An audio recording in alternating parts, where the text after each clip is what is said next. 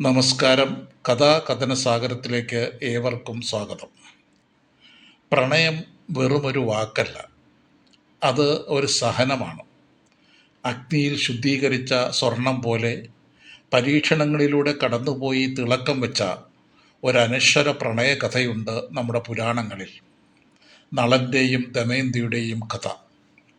നിഷധരാജ്യത്തെ മഹാരാജാവായ നളനും വിദർഭ രാജകുമാരി ദമയന്തിയും തമ്മിലുള്ള അനുരാഗത്തിൻ്റെ കഥ തുടങ്ങുന്നത് ഒരു സ്വർണഹംസത്തിൽ നിന്നാണ്.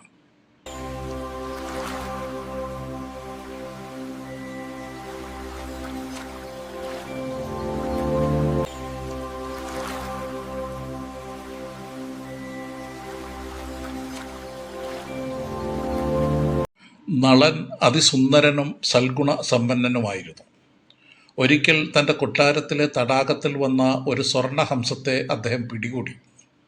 ജീവനായി യാചിച്ച ഹംസത്തെ നടൻ വെറുതെ വിട്ടു. പ്രത്യുപകാരമായി ഹംസം പറഞ്ഞു, മഹാരാജാവേ, സുന്ദരികളിൽ സുന്ദരിയായ ദമയന്തിയുടെ ഹൃദയത്തിൽ ഞാൻ അങ്ങയോടുള്ള പ്രണയം നിറയ്ക്കാം. ഹംസം വിദർഭയിലേക്ക് പറക്കുന്നു. ദമയന്തിയുടെ മുൻപിൽ വെച്ച് നളൻ്റെ ഗുണങ്ങൾ വർണ്ണിക്കുന്നു. കാണാത്ത നളനെ അവൾ പ്രണയിച്ചു തുടങ്ങുന്നു.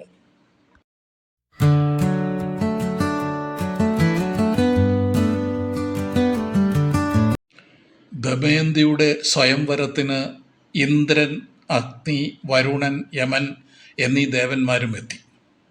നളനെ തന്നെ ദമയന്തി തിരഞ്ഞെടുക്കുമെന്ന് കണ്ട ദേവന്മാർ 4 പേരും നളൻ്റെ രൂപം ധരിച്ച് സ്വയംവര പന്തലിൽ ഇരുന്നു. അവിടെ 5 നളന്മാർ. ദമയന്തി പ്രാർത്ഥിച്ചു, സത്യസന്ധമായ പ്രണയമാണ് എൻ്റേതെങ്കിൽ യഥാർത്ഥ നളനെ എനിക്ക് കാട്ടിത്തരേണമേ. കണ്ണ് ചിമ്മാത്തവരും വിയർക്കാത്തവരും കാലുകൾ മണ്ണിൽ തൊടാത്തവരുമായ ദേവന്മാരെ ദമയന്തി തിരിച്ചറിഞ്ഞു. മണ്ണിൽ ചവിട്ടി നിൽക്കുന്ന വിടർന്ന കണ്ണുകളുള്ള തൻ്റെ പ്രിയപ്പെട്ട നളനെ അവൾ മാല ചാർത്തി. സ്വയംവരത്തിന് വൈകിയെത്തിയ കലിപുരുഷൻ നളദമയന്തിമാരുടെ സന്തോഷത്തിൽ അസൂയ പൂണ്ടു. നളനെ ചതിക്കാൻ അദ്ദേഹം ഒരു അവസരം പാർത്തിരുന്നു. വർഷങ്ങൾക്ക് ശേഷം നളൻ്റെ സഹോദരനായ പുഷ്കരനെ കൊണ്ട് ചൂത് കളിപ്പിച്ചു. കലി ബാധിച്ച നളന് എല്ലാം നഷ്ടമായി. രാജ്യം ഉപേക്ഷിച്ച് ദമയന്തിയോടൊപ്പം വനത്തിലേക്ക് പോകേണ്ടി വന്നു. വനത്തിൽ വെച്ച് വിശന്നപ്പോൾ നളൻ തൻ്റെ ഏക വസ്ത്രം ഉരിഞ്ഞെടുത്ത് പക്ഷികളെ പിടിക്കാൻ നോക്കി. പക്ഷേ പക്ഷികൾ വസ്ത്രവുമായി പറന്നുപോയി. നളൻ വിഷമത്തോടെ ദമയന്തിയോട് പറഞ്ഞു, ദമയന്തി, എനിക്ക് നിനക്ക് സുരക്ഷിതമായൊരു ജീവിതം നൽകാനാവില്ല. നീ നിൻ്റെ പിതാവിൻ്റെ അടുത്തേക്ക് പോകൂ. പക്ഷെ ദമയന്തി സമ്മതിച്ചില്ല. ഒടുവിൽ കലി ബാധിച്ച നളൻ രാത്രിയിൽ അവൾ ഉറങ്ങുമ്പോൾ അവളുടെ വസ്ത്രത്തിൻ്റെ പകുതി മുറിച്ചെടുത്ത് അവളെ വനത്തിൽ തനിച്ചാക്കി യാത്രയായി. വനത്തിൽ വച്ച് നളൻ കാർക്കോടകൻ എന്ന നാഗത്തെ രക്ഷിച്ചു. നാഗത്തിൻ്റെ കടിയേറ്റ നളൻ്റെ രൂപം മാറി വിരൂപനായി. ബാഹുകൻ എന്ന പേരിൽ അദ്ദേഹം ഋതുപർണ രാജാവിൻ്റെ തേരാളിയായി കൂടി.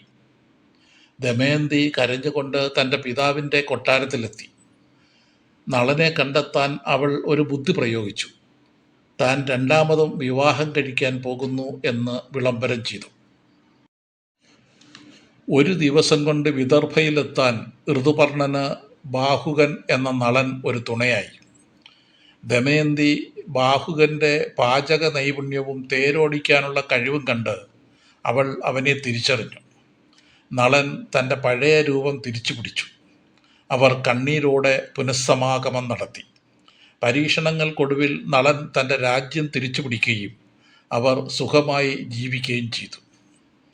സ്നേഹം എല്ലാ പരീക്ഷണങ്ങളെയും അതിജീവിക്കുമെന്ന നളദമയന്തി കഥ ഇവിടെ പൂർണ്ണമാകുന്നു.